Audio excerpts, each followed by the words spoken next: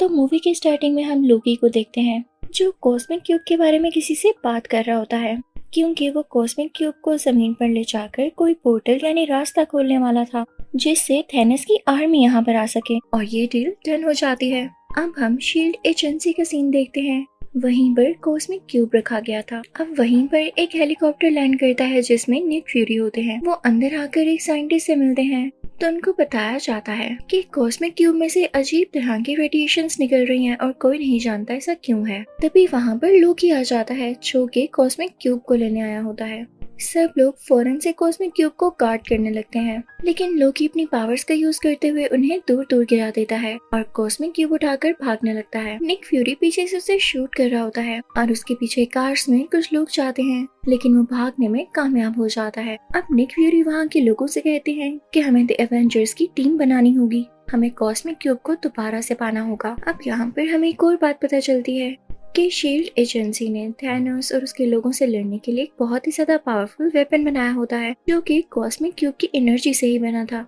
अब Nick Fury सीधा captain America के पास जाते हैं जो कि फर्स्ट एवेंजर है। निक फ्यूरी से सब कुछ बताते हैं कि कॉस्मिक क्यूब को चुरा लिया गया है और उसे वापस लाने में तुम्हारी हेल्प की जरूरत है। दूसरी तरफ हम नताशा को देखते हैं जो कि इंडिया जाकर हल्क को लाती है और उसे कहती है कि तुम्हें कॉस्मिक क्यूब के बारे में काफी नॉलेज है, तो हमें तुम्हारी मदद चाहिए ताकि हम उसको दोबारा से पा सकें। और उधर हम एक एजेंट को देखते हैं जो कि टोनी स्टार्क से इस बारे में बात करता है और अब ये भी एवेंजर्स की टीम में शामिल हो जाता है। अब उसी एजेंट को हम प्लेन में कैप्टन अमेरिका के साथ देखते हैं। वो उसे कहता है कि आपका काम बहुत अच्छा है और मैं इसको एडमायर करता हूँ। अब प्लेन लैंड हो जाता है और कैप्टन अमेरिका मिलता है हल्क और नताशा से। वो लोग एक दूसरे से मिलकर बहुत ज्यादा खुश होते हैं। अब वो लोग एक बहरी जहाज पर बैठ जाते हैं, लेकिन कुछ ही देर में वो बहरी जहाज उड़ने लगता है, यानी वो एक फ्लाइंग क्राफ्ट था। और फिर उसके बाद निक फ्यूरी होलोग्राम क्रिएट करते हुए उसको इनविजिबल कर देते हैं। उधर हम लोकी को शील्ड की उन्हीं दो लोगों के साथ देखते हैं। उन लोगों में बात चल रही होती है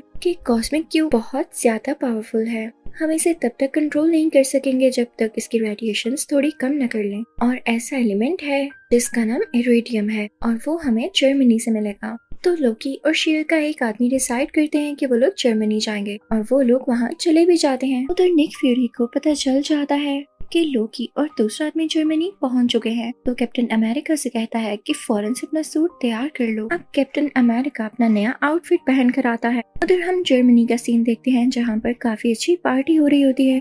वहाँ पर वहाँ के कमांडर भी होते हैं। तो तभी वहाँ पर एंट्री होती है लोकी की, जो अपनी स्टिक से सबको मारता जाता है और कमांडर को गले से पकड़ते हुए एक जगह पर लेटाता है और उसकी आंख का होलोग्राम स्कैन करता है और उसे अपने साथी तक भेज देता है। और ऐसा उसने इसलिए किया ताकि कमांडर की आंख को स्कैन करते हुए उसका साथी इरेडियम को हासिल कर ले। उसका साथी जल्दी ऐसा कर लेता है, वहाँ से चला जाता है, लेकिन लोकी इधर ही होता है क्योंकि वो चाहता था कि वो सब लोगों के सामने अपनी पावर दिखाए और सब लोग उसे स्ट्रॉन्ग समझें और उसके बाद वो इन पर रूल कर सके। लोकी उन सब से कहता है कि मेरे सामने झुक जाओ, लेकिन तभी क्राउड में से एक बूढ़ा आदमी बोलता है कि हम तुम्हारे सामने कभी भी नहीं झुकेंगे। तो लोकी अपनी मैजिक स्टिक से कुछ एनर्जी निकालता है और उस पर फेंकता है, लेकिन इससे पहले कि वो उस बूढ़े आदमी को टच होती और वो मारा जाता, कैप्टन अमेरिका वहाँ पर पहुंचकर अपनी शील्ड आगे कर देता है जिससे वो बूढ़ा आदमी बच जाता है। वहाँ पर कैप्टन अमेरिका लोकी से कहता है कि तुम्हारी भूल है कि ये लोग तुम्हारे सामने झुकेंगे। सब जानते हैं कि तुम कैसे हो और तुम डिजर्व ही नहीं करते कि इस दुनिया पर रूल कर सको। ये सुन के लोकी को गुस्सा आ जाता है और यहाँ पर भी वो अपनी मैजिकल स्टिक का यूज करने लगता है, लेकिन तभी कैप्टन अमेरिका दोबारा से अपनी शील्ड आगे कर लेता है और वही शील्ड उस लोकी की तरफ फेंकता है, लेकिन लोकी उस पर दोबारा से अटैक करने लगता है। तो कैप्टन अमेरिका रूल होते हुए पीछे जाता है। लोकी अपनी स्टिक से कैप्टन अमेरिका को काफी ज्यादा हिट कर रहा होता है और कैप्टन अमेरिका भी खुद को डिफेंड कर रहा होता है। तभी वहाँ पर एंट्री होती है आयरन मैन की, जिसको देखकर लोकी घबरा जाता है कि अब तो ये दो लोग हैं और मैं इनसे कैसे लड़ूंगा। तो वो फौरन से उनके साथ जाने के लिए तैयार हो जाता है। अब ये दोनों लोकी को अपने साथ ले जाते हैं। अभी आयरन मैन अपने कुछ लोगों के साथ बातें कर ही रहा होता है कि ये लोग यानी लोकी और उसके साथ ही जर्मनी इसलिए आए थे ताकि इरेडियम को पा सके, क्योंकि कॉस्मिक क्यूब को कंट्रोल करना इतनी आसान बात नहीं है। और सिर्फ यही नहीं, उसको एक्टिवेट करने के लिए या उसको यूज करने के लिए इन्हें बहुत सारे टेम्परेचर की जरूरत है और इतना टेम्परेचर उनको जर्मनी में मौजूद एक टावर पर मिलेगा। दूसरी तरफ हम लोकी को देखते हैं जो कि यूं ही नहीं सरेंडर करके इस एयरक्राफ्ट में आया होता, बल्कि इसके पीछे भी उसकी बहुत बड़ी प्लानिंग होती है। वो इनफैक्ट इनकी एयरक्राफ्ट को डिस्ट्रॉय करने आया था ताकि एवेंजर्स के हाथ में कुछ भी ना रहे और वो यहाँ से सेफली एस्केप कर जाए। वो अपने साथी को ऑर्डर्स देता है, वो भी अपने साथियों को लेके इस एयरक्राफ्ट के पास एक और प्लेन में आ जाता है और फिर इस एयरक्राफ्ट के इंजन में एरो मारता है जिससे उसमें आग लगने लगती है। इसकी वजह से पूरा का पूरा एयरक्राफ्ट नीचे गिरने लगता है, लेकिन आयरन मैन जाकर उस इंजन को संभालता है और उसे दोबारा से ऊपर करने की कोशिश करता है, जो कि बहुत हार्ड काम था। अब लोकी के साथ ही उस जगह जाते हैं जहाँ पर लोकी कैद था। उसका दरवाजा खोलकर उसे फ्री करवाने लगते हैं कि तभी वहाँ पर थोर आ जाता है। अब थोर उसी दरवाजे को तोड़ता हुआ अंदर जाता है, लेकिन लोकी फौरन से वहाँ पर आ जाता है और खुद बाहर निकलते हुए थोर को अंदर ही बंद कर देता है। इस बात का पता जब एजेंट को चलता है तो वही एडवांस वेपन निकालते हैं जो उन्होंने कॉस्मिक क्यूब की एनर्जी से बनाया होता है और उससे वो लोकी की तरफ शूट करने ही वाले होते हैं कि तभी उनसे पहले लोकी उनके पीछे आ जाता है और पीछे से अपनी मैजिकल स्टिक उनके आर पार करते हुए उनको काफी जख्मी कर देता है। उधर हम नताशा को देखते हैं जो कि लोकी के एक साथी को बहुत जोर से पंच मारती है जिससे वो नीचे जमीन पर गिर जाता है और उधर हम लोकी को यहाँ से एस्केप करता हुआ देखते हैं। वो टावर पर पहुंच जाता है और तो और वहाँ पर मौजूद एक मशीन में उसने कॉस्मिक क्यूब लगा भी दिया था। उधर हम सब एवेंजर्स को एक साथ देखते हैं तो निक फ्यूरी उन्हें बताते हैं कि हमने अपने एजेंट को खो दिया है जो कि कुछ देर पहले उसी स्टिक से जख्मी हुए। सब काफी उदास हो जाते हैं तो आयरन मैन कहता है हमें कैलिफोर्निया में मेरी इंडस्ट्री जाना चाहिए। अब ये सब लोग कैलिफोर्निया पहुंच जाते हैं, लेकिन बुरी बात ये होती है कि कॉस्मिक क्यूब की वजह से पोर्टल खोल दिया गया था और थैनोस की सारी आर्मी यहाँ पे पहुंच जाती है। यहाँ पे सब एवेंजर्स एक साथ हो चुके होते हैं और खल भी गुस्सा करके अपने असली रूप में आ जाता है, जिसके बाद वो उस आर्मी की बस को एक पंच मारता है और उसे फौरन से डिस्ट्रॉय कर देता है। ये सब काफी परेशान होते हैं कि पोर्टल को बंद कैसे किया जाए। तभी निक फ्यूरी को कुछ डायरेक्टर्स की कॉल आती है और वो कहते हैं कि अगर आप लोग इस पोर्टल को बंद नहीं कर पा रहे तो हमारे पास आखिरी ऑप्शन यही है कि हम इस पूरी सिटी को मिसाइल के साथ उड़ा दें और वो मिसाइल जल्दी इधर आ रहा होगा। आप लोग अपनी जान बचा के रखिएगा। अब निक फ्यूरी ये बात आयरन मैन को बताते हैं। हमारे पास सिर्फ 2.5 मिनट्स हैं, यानी 2.5 मिनट है।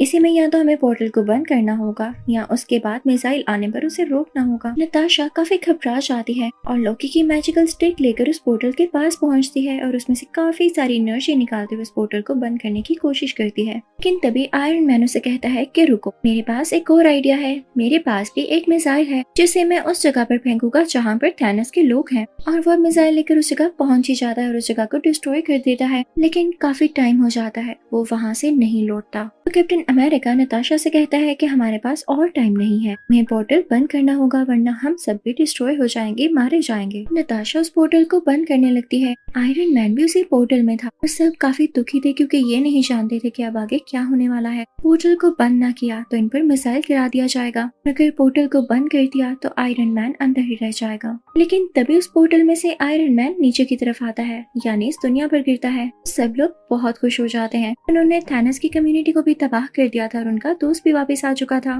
तो सब उन लोगों को काफी अप्रिशिएट करते हैं। अभी सब एवेंजर्स मिलकर उसी टावर तक जाते हैं, यहाँ पर लोकी को पकड़ लिया जाता है। फिर हम देखते हैं कि थोर लोकी को लेता है और साथ कॉस्मिक क्यूब को भी। उसे अपने साथ लेकर अपने रहने की जगह यानी एस्गार्ड तक पहुंच जाता है, जो कि हमने मूवी थोर में भी देखा था। तो इस मूवी एवेंजर्स के पार्ट 1 के एंडिंग सीन में हम देखते हैं कि एक आदमी थैनोस से कह रहा होता है, जमीन के लोग बहुत पावरफुल हैं, हम इनसे लड़ने के लिए और ज्यादा स्ट्रॉन्ग होना होगा। तभी यहाँ पर थैनोस एक स्माइल पास करता है, यानी उस चीज के लिए भी तैयार है।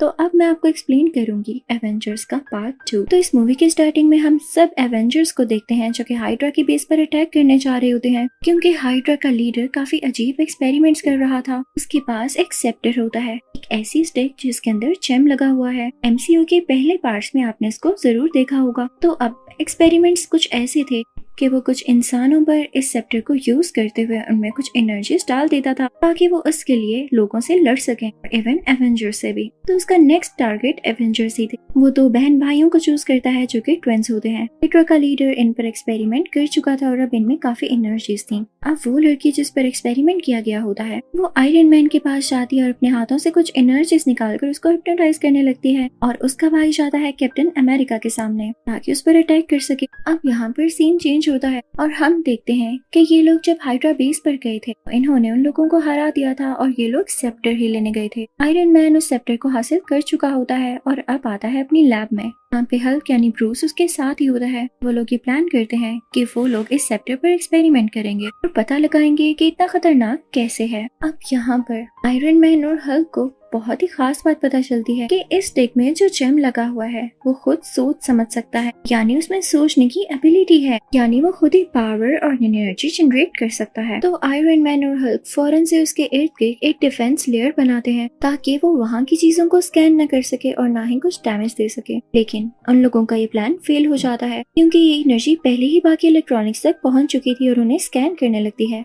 वहाँ पर आयरन मैन का एक और पर्सनल कंप्यूटर होता है जो कि खुद की इंटेलिजेंस रखता था। वो अपने अंदर से रेस निकालने लगता है और सेप्टर से लड़ने लगता है ताकि वो बाकी इलेक्ट्रॉनिक्स को डैमेज न कर सके और ना ही उन्हें रीड कर सके। लेकिन सेप्टर भी अपने अंदर से रेस निकालकर उस कंप्यूटर को डिस्ट्रॉय कर देता है और इसके बाद सेप्टर यहाँ से किसी दूसरे इलेक्ट्रॉनिक में शिफ्ट होकर भाग जाता है। सेप्टर वहाँ से निकलते हुए उस पूरे टावर को डिस्ट्रॉय कर देता है। इसके बाद वो हाइड्रा बेस जाता है ताकि थोड़ा बहुत खुद को रिकवर कर सके और अपनी एनर्जीज को एनहांस कर सके। अब यहाँ पे हम देखते हैं कि सेप्टर अपनी बॉडी को काफी ज्यादा ट्रांसफॉर्म कर चुका होता है और वो अब एक रोबोटिक फॉर्म में आ जाता है जिसका नाम है अल्ट्रॉन। अल्ट्रॉन उन्हीं ट्विंस के पास जाता है। वो उनसे कहता है कि तुम मेरी आर्मी में शामिल हो जाओ, हम आयरन मैन और बाकी एवेंजर्स के खिलाफ लड़ेंगे। तो वो ट्विंस भी फौरन से मान जाते हैं क्योंकि वो कहते हैं कि आयरन मैन ने मेरे पेरेंट्स की जान ली थी। अब ये लोग सीधा जाते हैं एक वेपन डीलर के पास जो कि बहुत ही ज्यादा एडवांस वेपन्स बनाया करता था। अल्ट्रॉन उससे अपने लिए भी वेपन बनाने का कहता है लेकिन वो उसे बहुत सारे पैसों की डिमांड करता है। अब अल्ट्रॉन के पास ये पावर्स थी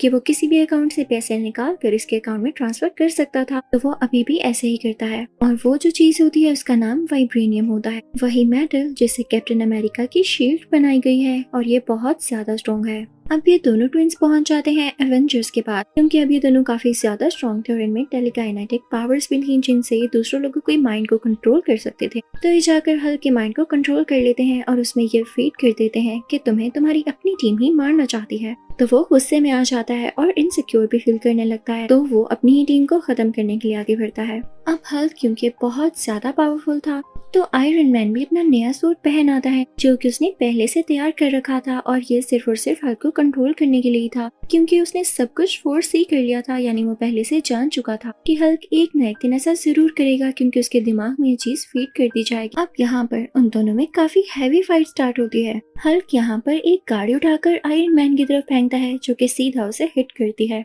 आयरन मैन पीछे की तरफ गिरता है और फौरन से आगे बढ़ता है और हल्क को उठाते हुए दूसरी तरफ फेंकता है, लेकिन हल्क क्योंकि बहुत ज्यादा गुस्से वाला था तो वो एक रोड लेकर आयरन मैन के बाजू के आर पार कर देता है जिससे उसका सूट डैमेज हो जाता है। उसका हाथ टूटकर नीचे गिर जाता है, लेकिन तभी आयरन मैन जेटलाइट को एक सिग्नल देता है तो उसका नया हाथ वहाँ से आ जाता है और उसके साथ जुड़ जाता है और अब उसके हाथों से फायर निकलने लगती है और वो सीधा हल्क की तरफ फेंकने लगता है। हल्क फौरन से उसकी तरफ बढ़ता है और उसे पंच मारने ही वाला होता है कि आयरन मैन उसका हाथ पकड़ लेता है और अब यहाँ पर दोनों ही एक दूसरे को रोकने की कोशिश कर रहे होते हैं और अब यहाँ पर आयरन मैन हल्क को जोर जोर से जमीन के साथ मारता है। यहाँ पर सब लोग काफी डर जाते हैं कि एवेंजर्स तो खुद ही से लड़ रहे हैं, हमारी क्या प्रोटेक्शन करेंगे। अब ये सारे एवेंजर्स और इनके लीडर्स डिसाइड करते हैं कि हम अपने बेस चेंज कर लेंगे क्योंकि यहाँ के लोग अब इनको अच्छा नहीं समझते। ये लोग होकाई के घर जाते हैं जो कि इन्हीं का मेंबर था, लेकिन पिछले पार्ट में लोकी ने उसे अपना साथी बना लिया था। अब यहाँ पर थोर एक और आदमी से मिलता है, वो भी इन्हीं का मेंबर था और लोकी का साथी बन चुका था,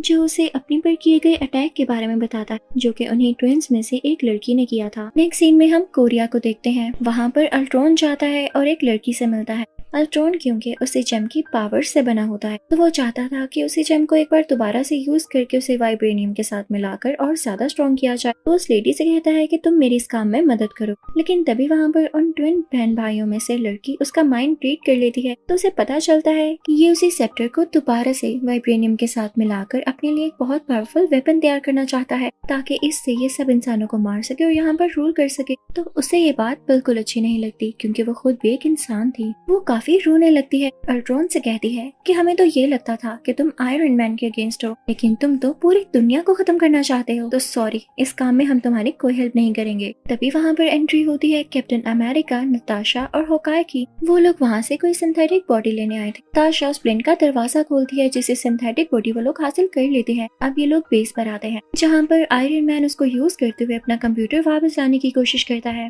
अब यहाँ पर थोर भी अपना हैमर लाता है और उसमें से काफी ज्यादा इलेक्ट्रिसिटी और एनर्जी निकालने लगता है ताकि वो उस जेम को एक्टिवेट कर सके। तो उसे पता चलता है कि ये जेम कोई आम जेम नहीं, बल्कि ये 6 इन्फिनिटी स्टोन्स में से एक स्टोन है। और तभी यहाँ पर जनरेट होता है एक और कैरेक्टर जिसका नाम है विजन, और ये इसी स्टोन से बना है। अब वो दोनों ट्विंस भी एवेंजर्स के साथ मिल चुके होते हैं क्योंकि वो ह्यूमैनिटी को बचाना चाहते थे, क्योंकि वो ये नहीं चाहते थे कि बाकी लोग भी उसी तरह मारे जाए जैसे उनके पेरेंट्स मारे गए। अब ये लोग सारे मिलके अल्ट्रॉन की उसी बेस पर जाते हैं जो कि उसने वाइब्रेनियम से कुछ ही देर पहले प्रोड्यूस की है, ताकि वहाँ पर जाकर ये लोग उसे डिस्ट्रॉय कर सके। अब उधर अल्ट्रॉन ये चाहता था कि जहाँ पर उसकी बेस है वो सिटी को आसमान में उठा ले और फिर उसके बाद उसे पूरी दुनिया पर जोर से मारे ताकि वहाँ पर ब्लास्ट हो और सारी ह्यूमैनिटी डिस्ट्रॉय हो जाए। उसके बाद ये खुद यहाँ पर रूल कर सके और हर चीज नई तरीके से बना सके। लेकिन एवेंजर्स को इस बात का पता पहले से ही चल जाता है और वो सब रेडी होकर वहाँ पर पहुँच जाते हैं। लेकिन जैसे ही वहाँ पर ये लोग पहुँचते हैं तो अल्ट्रॉन की आर्मी इन पर अटैक करने लगती है। ये लोग उनको रोकने की कोशिश करते हैं, लेकिन तभी वहाँ पर निक फ्यूरी आ जाते हैं जो उन पर फायरिंग शुरू कर देते हैं। इस लड़ाई में उन ट्विन बहन भाइयों में से उस भाई की जान चली जाती है, इसकी वजह से उसकी बहन को बहुत ज्यादा दुख होता है और वो रोने लगती है और ये डिसाइड करती है कि वो अल्ट्रॉन को मार डालेगी और उसे खत्म ही कर देगी। वो लड़की अल्ट्रॉन के पास जाती है, अपनी पावर्स का यूज करते हुए उसका दिल उसकी चेस्ट से बाहर निकाल लेती,